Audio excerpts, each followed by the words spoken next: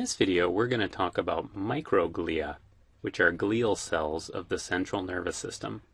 Their name comes from Greek words meaning small glue, which doesn't actually make a lot of sense. But when all the glial cells were having their names handed out, the microglia were noticeably smaller than all the other glial cells. So the cells ended up being named microglia. And all the other glial cells will sometimes be referred to collectively as macroglia, because they all tend to be larger than the microglia. Most or all microglia probably derive from circulating monocytes from the bone marrow that then enter the central nervous system, so that they are therefore from the part of the embryo called the mesoderm, as opposed to the ectoderm that all the other neural cells are derived from. Microglia come in a few different shapes. Resting microglia have a small soma and lots of long, highly branched processes heading out in every direction.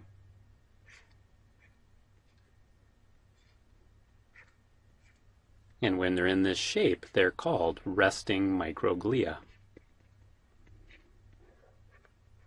Active microglia are larger and just kind of blob-shaped. Some people say they're shaped like an amoeba. So when they're shaped like this, they're called active microglia. When microglia are resting, they're basically just sitting there sampling the interstitial fluid. They have all these long, highly branched processes heading out, just keeping an eye on the interstitial fluid. And they're basically looking for trouble. And when resting microglia do detect that there's trouble going on, they convert into active microglia. They retract all these long branch processes and turn into these blob-like active microglia. And the main type of trouble they're looking for is inflammation. And whether that's inflammation from injury to the tissue of the central nervous system, or an infection of some sort, like a bacteria or a virus has entered the central nervous system.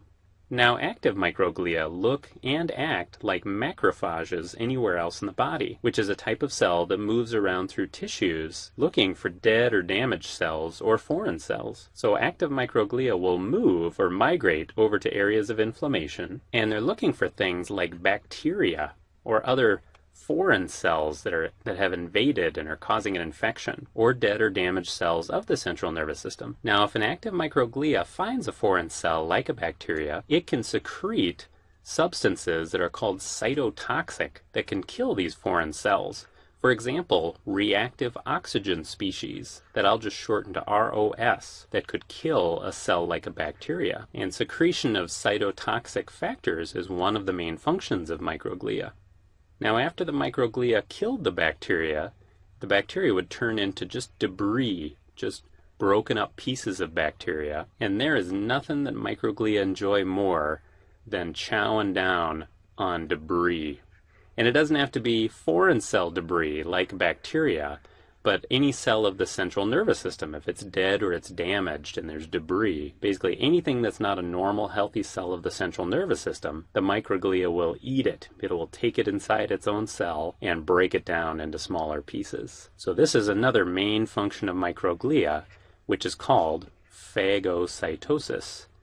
Phagocytosis, which means eating cells or eating debris, just like other types of cells do all over the body when they're like macrophages that look just like active microglia. Now, these functions don't have to occur in this order. If a microglia bumps into something abnormal and phagocytoses it, that often gets the microglia fired up, and it may then start secreting cytotoxic factors or other substances that interact with immune cells to further fire up inflammation. Now, after the microglia eats the debris, it performs its next major function,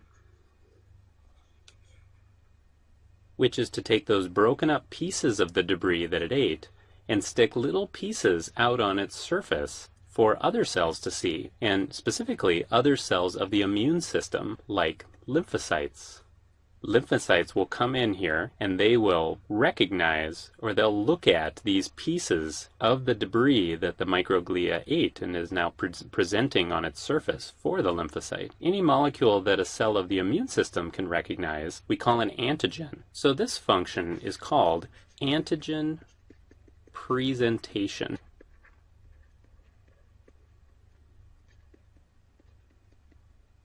with the effect that these immune cells further increase inflammation and try to make the inflammation more specific to whatever the antigen was, particularly if it's from a foreign cell, so that the microglia is activated by inflammation. And the microglia also contributes to inflammation. Therefore, microglia play a major role in inflammation in the central nervous system. In addition to these functions, microglia appear to influence neurons, other glia, and other cells of the immune system, and vice versa, through exchange of a variety of substances.